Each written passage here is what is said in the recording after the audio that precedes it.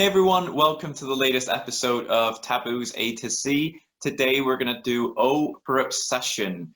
Now, we want to talk about this from a few different angles because the reason why we see it as a taboo is because of the blurred or unclear lines between obsession and passion and where that can drive people to, I guess, quote our good old subtitle that we don't always use in the workplace and beyond. But before we obsess over moving forwards, let me welcome Sylvia to the show as always. Good to see you, my friend, and I'm glad to be back in the saddle after a little time off. So really excited to dive into this topic, seeing that we both have quite a bit to say about it.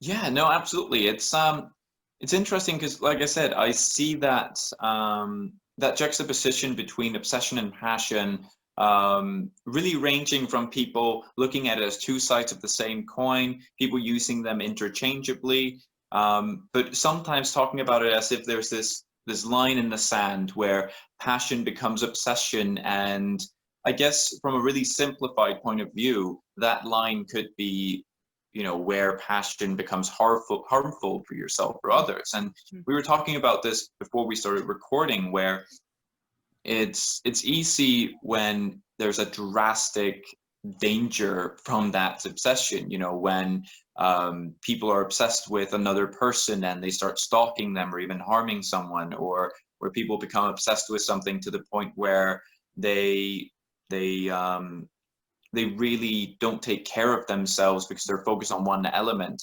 But at the same time, there's the question of who determines exactly where that harm starts becoming a real thing.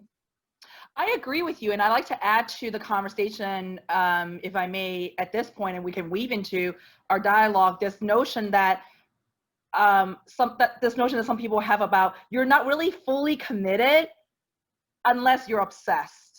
So, right, I see the obsession in certain industries, in certain lines of work, in certain crafts, where unless you show that you're obsessed, you're otherwise not that serious about it. So for instance, right, I remember, and I shared the story with you before, where this was my senior year of college, so many moons ago, where I walked into this firm and their whole tagline was, if you're not obsessed enough to work 3 days straight without sleeping, you're not meant for us.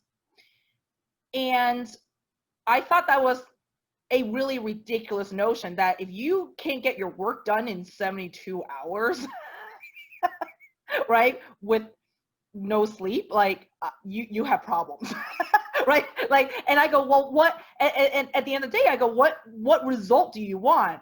And if you can get to the result with 2 days of work, and why not 1 night of sleep, why not go there? Like, why do you gotta have insomnia willfully for 3 full days, right, and nights? And so I love to explore this idea of like, why do we see that kind of misconception, I think, right? Like, and how do we help juxtapose that, to your point, right, that at some point that obsession is unhealthy, right? Yeah. For someone to not sleep for 3 days, for your employees to not sleep for 3 days and 3 nights just to get maybe a little bit more, that's diminishing returns, right? So how do we help people see that it's okay to be passionate to a point, and that we don't need obsession in order to be successful? Well, I think it comes from a slight reframe as well, where people seem to think that as long as whatever you're obsessed with is relatively accepted socially, it's fine. And I made a video about this a while back, where I talked about this fallacy, in my mind at least, the fallacy of this inspirational quality of like willful just self-flagellation, really, where as an example, I remember a director at a company I used to work with showed this video that was supposed to be super inspirational in front of everyone, and it was an ex-Marine who wanted to push himself physically, so he was going to do some sort of run and described this excruciating feeling of, running until he could barely feel his legs, and, he shit himself, and he was like throwing up, and, feeling like he was dying. But he still pushed on, and he didn't even go to a doctor. And I'm there like, dude, you're like, how is this in any way inspirational? Like, if I went to a conference, stood up on stage and was like, you know everyone told me that I couldn't play video games for 72 hours straight. I felt my body breaking down throughout it. I felt my eyes dry up. I felt the headache come on. I felt my body start to shut down on a pure diet of nothing but Mountain Dew and fiery Cheetos.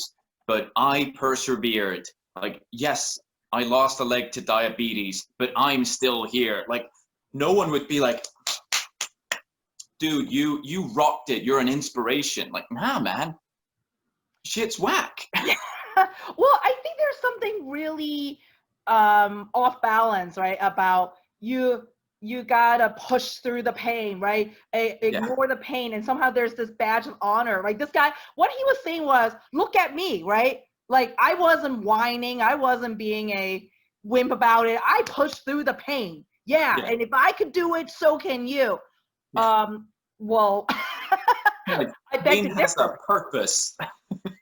Right. I beg to differ, right? So, and Luke and I talked about this on our getaway, in that what might be of value to you as a goal or purpose would not be the same as it is for somebody else, right? So for this person, if it means, yeah, like, hey, I'm running for a cure to cancer, Yeah. right? Pediatrics cancer, and that, like, I'm gonna finish the 100-mile race no matter what. Okay, right? And you talk about the perseverance, the commitment to finish, right? No matter what shape, right? Okay, like I may not choose to do that, not because I don't care about pediatric cancer, yet that's not my way of showing commitment, right? Or that's not my thing. It's just not my thing, right? Yeah, if that's your thing, and you push through, and you got to your result, great, right? You help somebody else find a cure, awesome, right? But I guess, like, just the sheer notion around, or just the framing around, like, hey, I'm gonna just talk about, yeah, like, I wasn't a wimp, yeah, I pushed through, like, even if it's at your detriment, I go, that's actually kind of stupid. In my opinion, sorry. No, but I agree. And like, even if it was for a charity, like him ruining his body isn't going to cure cancer. True. Like, someone donating money, like, if I was a sponsor of his and I saw him there literally sitting in his own excrement on the track, I wouldn't be like, dude, I'm taking my donation back unless you continue this race, and you better not go to a doctor afterwards. Like, nah, man. I'd be like, dude, get to a doctor. I'll still donate. Like, we still want to cure cancer, but you don't have to ruin your body for it too. Right. Yeah. Like, what's the saying? Like, that one right does not per se justify all the wrongs, right? Like, so yeah, it doesn't cancel out, right? Just because you did this one good deed, it doesn't cancel all the bad stuff out per se. So don't think I quite got that right, but we'll revisit that. I get what you mean. Sorry, still vacation brain. So I would love your thoughts, though, about this notion of obsession with your work, right? So I'll be really candid. One of the things that I had always struggled with in the office is that I was not always the loudest about my passion for sales skills, right? Like sales training, sales strategy. Like, my angle was something else, in that I wanted to do right by the client, right? I wanted to deliver excellent work to client, and that was always my goal. So, but yet it was always looked down on, right? That, like, oh, Sylvia is not obsessive about it. And so I've actually come to think of obsession as a negative thing, right? Because it's almost indoctrination dressed up as some sort of medal of honor, right? This badge of honor that I don't really prescribe to. So I'd love to get your thoughts. I mean, you're very passionate about what you do, and you're passionate about the things that you care deeply about. Where do you see the line for you in terms of, right, again, passion versus obsession? And you know, if anyone were to question your level of obsession, how would you respond to that kind of inquiry?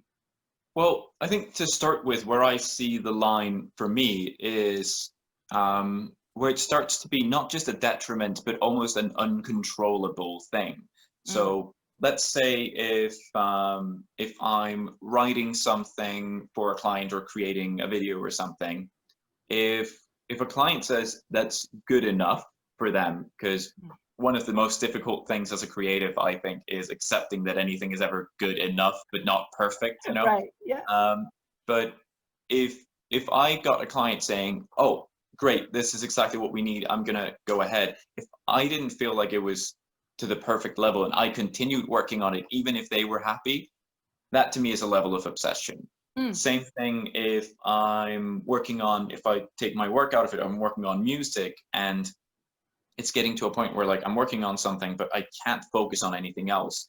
I'll go, oh, I need to work on this, or I'm going out with friends or something, but my head is stuck in that one thing and I can't turn it off. That's when it's, for me, has gone from passion to obsession. But to me as well, I find this idea of a single-minded goal in our lives to be quite reductive as an idea in general. And I'm not saying there's anything wrong with having that. Like, if you feel like you've got a singular purpose in life that you're driving towards your entire life, like, fantastic. Parts of me envy you. But I'll fully admit, I don't have that. I don't see my life as a one-way street towards a single goal and, you know, just tunnel visioned towards it. Just because if I look back, the best opportunities in my life have never come from that sort of singular yeah. obsession. Yeah. Come from being open to pivoting, open to trying out new things. So I guess the only like singular goal for me has been to enjoy as much of my time here as I can. And I saw this great speech that Tom Minchin, who's an Australian comedian, Mhm. did at a graduation somewhere in the world, where he and I loved this because he touched upon this idea where he said, a lot of you are graduating with really clear goals. You know exactly where you want to be in 5, 10, 20 years. And then he went, but a lot of you don't. And he said, enjoy it. Don't make anyone tell you you need a single goal. And he said, look, I'm more successful than I ever thought I would be, but I never had a single goal. He's basically described it as like my whole life has been lived with peripheral opportunity vision. Like I see something and go, oh, Yeah. that seems fun. I'll do that. And one of my favorite quotes from it was he said, if you don't have a lifelong goal, at least you won't spend your entire life trying to achieve it and then just be disappointed that you don't feel like you've achieved that much. And he said, but on the flip side of it, at least if you achieve all your dreams late in life, you don't have a lot of time to be disappointed about it. So I've seen that graduation speech vis-a-vis YouTube, and I love Tim Minchin and just love his work. And my question to you though, so ever contrarian in my mind goes, okay, that's all good, John Thorpe, but like, what about focus, right? So yes, it's great to be flexible, adaptive, open-minded, and be like water, right? Flow with it. Yet, as you were talking, there was a little piece of my mind that went, you need focus. You need to concentrate on something to Yeah. be successful. How would you you know respond to that kind of a nudge? Let's call it that. Um, I guess just to put it really simply, it's whatever I'm doing at any given moment, I'm focused on. But that doesn't mean I want to do that thing for 50 years. True. Yeah. So like and for me especially you know, I only got told relatively recently in my life that I have ADD, which explains so much about the way that I work. And the thing is, I never thought I had it because I had this classic definition of it in my mind where it was that you cannot focus on anything. You know, this sort of Mhm. TV definition of you're talking about something and you go, oh, a squirrel, like, that whole almost comedic display of Mm, it. yeah. For me, it presents more in hyper focus. So I'll get so hyper focused on like a single thing that the rest of the world just stops existing for a while. And if you manage to harness that, it's great because you get a lot done. You don't get easily distracted, but it does mean that sometimes you struggle to get into that zone. Mm, But for me, that's why I think I struggle to have that singular, long-term, one thing forever mindset mm, because I I think, throughout my life I've known two things that I've gone, yeah, I want to do this forever. And it's music, and just to be a little bit cheesy, it's my relationship with my wife. Like we've and anything else, when I start thinking, like I've lived in several countries and I've never sat down and been like, yeah, this is where I'm going to live until I die. yeah. Or I've never been in a job where I've gone, yep, Hmm. this is where I'll work till I retire. Hmm. Um, because even if I feel perfectly happy somewhere, it doesn't mean that it's going to be the perfect scenario 2, 3, 4, 5 years from then. Sure. And I guess for me, it's not so much about a lack of focus, it's about a shift in priorities, a shift in who I am. Because I guess to almost back out of what I said and replace it with a slightly different thing, I guess if I had one singular goal for the rest of my life, it's to not stop growing and learning, Hmm. to never run out of new things to experience. Yeah. And I remember having this conversation at a graduation party of all places years ago, where someone was talking about the idea of like life extension technology. And there was this person there who said, if human beings could live forever, they would just get bored and we would overpopulate the planet and ruin everything. And I was like, hold on a Hold on. second.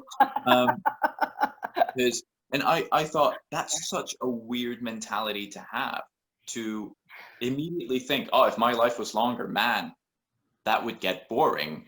I'm there like, you do Whoa. realize that you would have an infinite universe to explore. And not only that, if you flip it on its head, humanity would actually probably force itself to find some solutions if they would suddenly realize, oh, climate change isn't it'll happen when we're all gone. It's oh, I'm gonna live till then. Yeah. But I think that mindset of the universe is infinite, let me explore as much of it as I can kind of thing is probably the closest thing I have to a singular life goal. And I think because it's that, I guess, vague and in a way unfocused, it kind of stops me from obsessing about it to the point where it takes over my life, if that makes Mhm. sense. It does. Yeah. Because I've seen people dedicate themselves to a single thing to the point of obsession, where if things don't work out quite the way they planned, that obsession means that they haven't really thought about any contingencies. And that's where it becomes harmful in a completely different way because they haven't really prepared for anything else, if that makes sense. It really resonates with me. So this notion of exploration and curiosity and perpetual learning, that I think is at the core of my obsession. My core obsession, if I could call it that, is to uh, explore more, or to learn more, right? Ever discover more. I think that the more is at the root of that obsession. Yet it's not more in terms of materialistic things, but it's about ideas and experiences and memories and know-hows and the experiential elements. Let me ask this question then. It just came to me. So what are two opposing models of success? So on one end would be someone who is singularly obsessed, right? So like they are known for that thing and that thing only, and they're awesome at it and they're kicking ass, right? And then on the opposite end of the spectrum would be someone who's wildly successful and still retain that roaming demeanor, let's call it that, or discovery, explorer demeanor. Like, do you have sort of an example for each of those ends of the spectrum? Yeah, so if I start with the roaming example, because that one was the first thing that came to my mind, and I'll get back to the other one once I let my RAM work that out in the back of my head. The roaming example I'd give would probably be Donald Glover. Um, he's been wildly successful since like his early 20s. He started as a staff writer for comedy shows. He then became a comedic actor, then became a rapper, then he became a screenwriter, then he became a showrunner for a dramedy series that has been awarded for like realistic depictions of poverty in America. He became a campaign, like some sort of campaign manager, I think, for like Andrew Yang or something in the presidential election. He directed short films and put them on YouTube. Like, I honestly wouldn't be surprised if he came out tomorrow and said, "Hey, I'm like launching simultaneously a line of hot sauces and like a video game, and also I'm leaving social media behind to become a stage actor." Like, I would be like, "Yeah, cool." Yeah, that's amazing. Yeah, great Um, example, by the way. Yeah, I love that. yeah. So, but in terms of, I guess, the singular obsessive quality, you Hmm. know, I think we could really take our pick from, for example, the world of sports. You know, we have people who enter into, let's say, you know, football at a really young age. They just play since they're like yay high. They get into like the NFL, and then they're coaching, and then they're commentating, and they live their whole life like that. And it's obvious that they've got incredible love for the game. Hmm. Um, but it's not necessarily a something that diminishes them. But at the same time, the amount of people that manage to build a lifelong career around, as an example, the reason why I take sports as an example is because the typical athlete's career ends in like their 30s. If they're Um, lucky. yeah, if they're lucky. Yeah, yeah. Like we're talking, yeah, I'm talking like the typical success story ends like in their 30s. And if if you don't know how to do anything else, a lot like I've spoken to people who've had those sorts of careers and really struggled to pivot because they come out of it at the other end, and either they're not that interested in coaching or doing something like that, or they can't really get into it. And quite commonly, funnily enough, at least like in Iceland and some of the other Nordics, I've heard a lot of them end up in sales. And I don't know why that is, but apparently, like banks hire them all the time. I don't know if it's just like cool to have the face of like a former footballer coming in and like, oh yeah, I'm gonna buy a loan from this dude. But it's interesting to me because there's a similar, I guess, in a way, a similar road that musicians often go down. Because you know, if you're a classical musician, you might do a whole career with orchestras and stuff, but it's very rare that you're in like a band, like a rock band or something, and that band lasts you for your entire life. And one of the rude awakenings for me as a young musician's realizing how many of um, you know, of the bands that I liked, when they break up, they wouldn't immediately start like another super group, but people would just kind of go find a job. And that doesn't mean they weren't passionate about the music. It just means that they had to survive. Yeah. And to me, it's interesting to see, you know, the people who I've known personally who've gone through that transition, which ones not necessarily moved on, but grew through the experience, which ones found another passion and continued to do both side by side, and which ones got caught in the "I could have been something. Do you know who I used to be?" kind of mindset. Mm. Because I think that's unfortunately where the obsession path can lead you, where you were so singularly focused on one thing that when it didn't work out, you either can't or don't want to comprehend what a life would be like where you're not successful in what you're obsessed about. This is a fascinating point that you're making. So I in the world of business, I've always described that there are a couple camps of people, right? In sales, in leadership, in business in general, right? There are those that are truly customer obsessed, right? They go, I want the customer to be better, right, at the end of the journey than when I found them. Then there are those that are truly obsessed about the act of leading, the practices of leading, right? Like I really am obsessed about growing people. And then I say there's a camp of people that are just revenue obsessed, right? They go, or some sort of celebrity status, followership status obsession, right? Like I want to be the single personality for this subfield within my industry, right? I want to be that name that everybody just knows and calls on, right? No matter what it takes. And I guess like as you were talking about those people who kind of fall off the horse, so to speak, right? Yeah. They go, wait, like I didn't quite make it. I do question whether their obsession was really about the craft itself, right? The artistry of it, or is it really about the fandom, right? Like they are obsessed with celebrity status and fame and all the bells and whistles that come with it. Like I do question that. What about you? Like, do you see there, like, not to say that it's wrong to want fame. I think that is part of some people's DNA and that's okay. Yet I think it's hard when, at least to me, and I love your thoughts on this, I think it's hard when you have a group of people come together and there's one person who's about fame when the rest of the group might be more about the artistry, right? Making music, performing together, that community and sort of the fellowship of being musicians. Do you see that happening? Yeah, so I have a couple of thoughts on this, and one of them, I guess, just depends on, you might want fame, and I think, like you said, it's in some people's DNA, and like I'll fully admit that although I don't dream of being like, Taylor Swift famous where I can't leave my house without people like screaming at me or paparazzis taking pictures of me.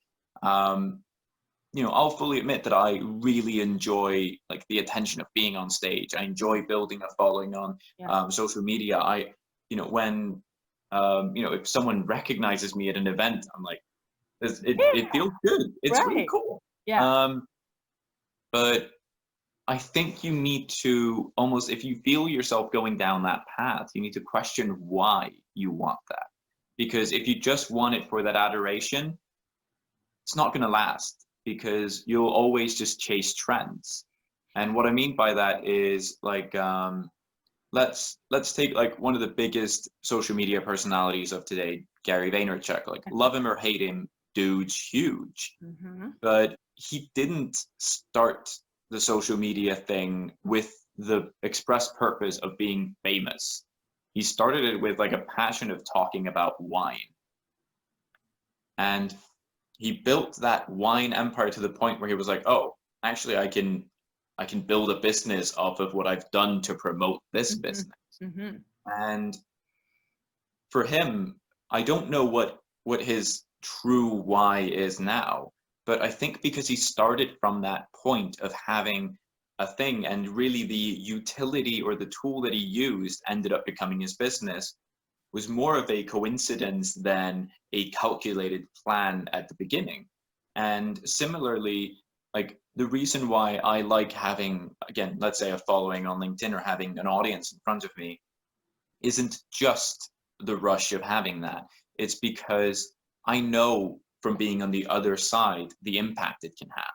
And my passion and obsession, if you want to call it, is that impact. I love the idea of being able to meet someone or hear from someone a year from now, 10 years from now, and them saying like, oh man, that one thing that I saw from you or that one thing you said really put me on a path towards something, change something, even if it's tiny, even if it's literally, oh, it made a bad day a little bit better.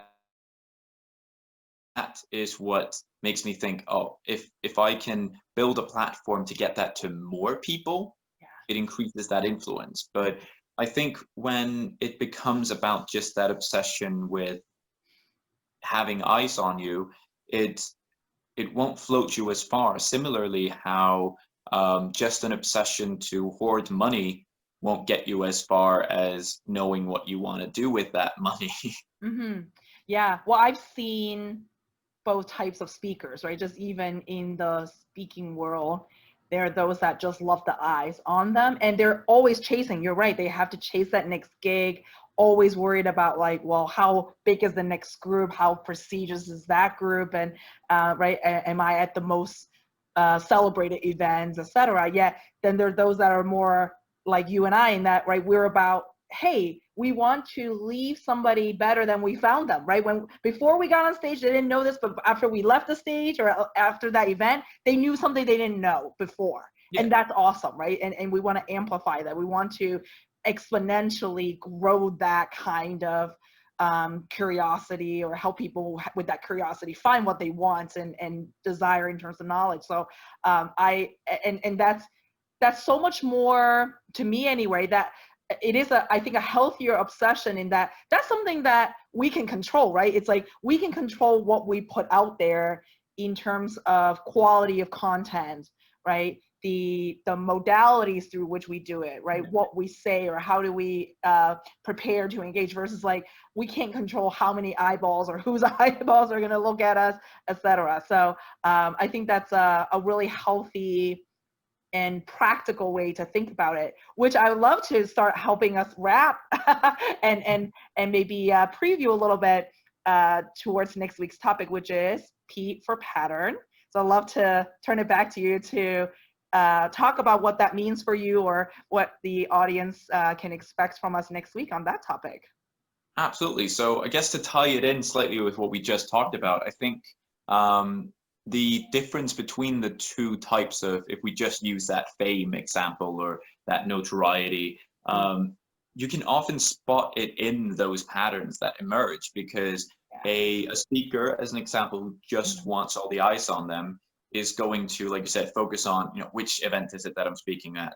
Is it definite? Am I definitely the keynote speaker? Am I definitely the biggest name on the poster? And right. I even saw a band a couple of years ago back out of a festival because they got told that their logo wouldn't be as big on the poster as they originally thought. And that sort of mindset, it's clear that band wasn't going to that festival to play for all these fans that had flown in from here and there to see them. It was about having their name that big. And you see that pattern repeat itself in micro and macro formats, because it's not just about the size of the menu or the size of the event. They'll repeat those same patterns in relationships, in conversations. They'll always want to be at the top of that bill, and it's incredible how you can learn about yourself and others when you start spotting patterns. And I'm really excited to talk about it next week, because patterns have come up in probably just about every episode that we've done so far. All the way back to A for Anxiety, we talked about the importance of spotting patterns in order to become aware of them and then changing them. And so I'm excited to it's almost like a compilation of ideas, because patterns touch upon so many different aspects of our lives, and becoming aware of them, again, can be truly life-changing. So I'm definitely well up for that, and really excited to see the discussion that comes out of that. Likewise, yeah, I feel like my work on spotting my own patterns and actually rebuilding some things in those patterns have helped me tremendously in the last 6 to 7 months or so, especially since the beginning of the year, and then in particular since COVID hit, all right, in terms of the pandemic and the lockdown. So really excited to tie in your reflections of it, as well as what I've seen in myself in spotting patterns and working and rebuilding healthier patterns this year, and in the hopes that we can help somebody spot theirs and grow from those patterns as well.